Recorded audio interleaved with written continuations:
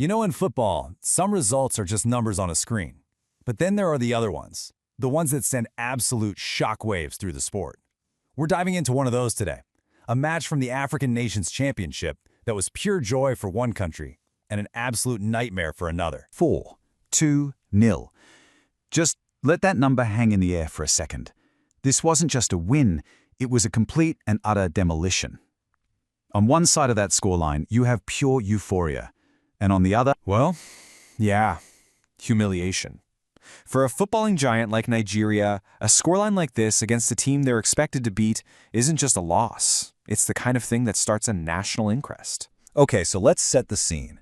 The date is August 12th, 2025.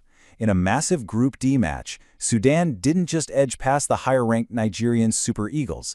They completely dismantled them. And this loss was so bad, it actually knocked Nigeria straight out of the tournament with a whole game left to play. Ouch. So you've got to be asking, right? How on earth does a powerhouse just collapse like that? And on the flip side, how does an underdog pull off such a perfect, dominant win? Well, this is a story about pressure, tactics, and a few key moments that decided everything. Let's break it down. To really get this result, you have to rewind a little bit before the first whistle even blew. Because these two teams were coming into this game from completely different places.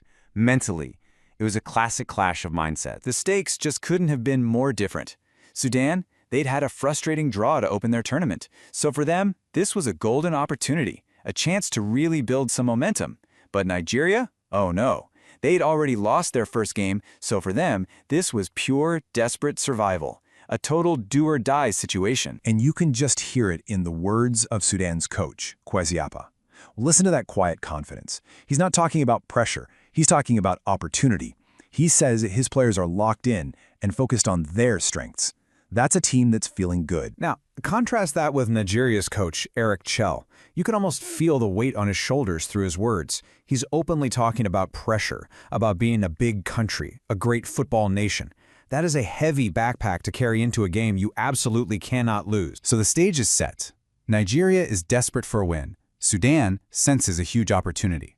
The first half would end up being where this game was won and lost, all in one brutal, chaotic 22-minute stretch. It all just spiraled so fast. At 22 minutes, Nigeria thinks they've done it. They've scored. Imagine the relief. But VAR calls it back for offside. Then just 3 minutes later, disaster strikes. A shot deflects off the Nigerian defender Leonard Ngian and goes in. A brutal own goal.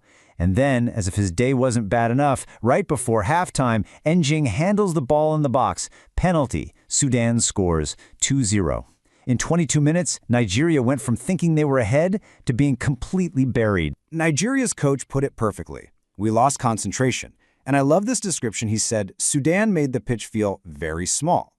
Anyone who's played sports knows that feeling. It's when you're rattled, chasing shadows, and the other team just seems to be everywhere at once. It's suffocating. So if that first half was all about Nigeria's complete collapse, the second half was basically the Yagoub show.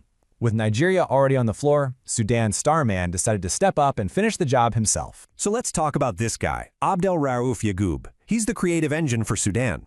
And while he was involved in creating that first half chaos, it was in the second half that he decided to just take over the game completely. Now, Nigeria made 3 substitutions at halftime. You know, a desperate roll of the dice to change things. It didn't work. 10 minutes later, Yagoub gets the ball and coolly makes it 3-0. Then, just 7 minutes after that, he scores again, another clinical finish.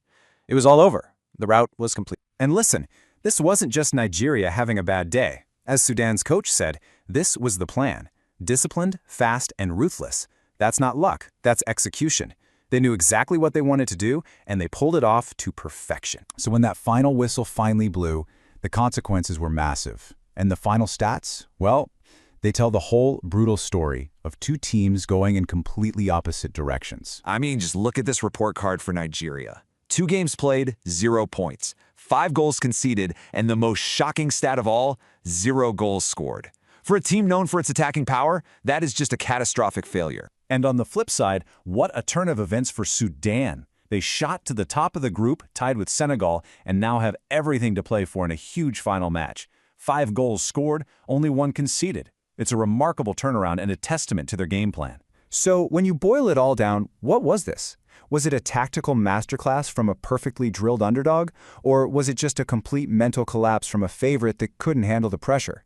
The truth, like it almost always is in football, is probably a stunning, brutal, and fascinating mix of both.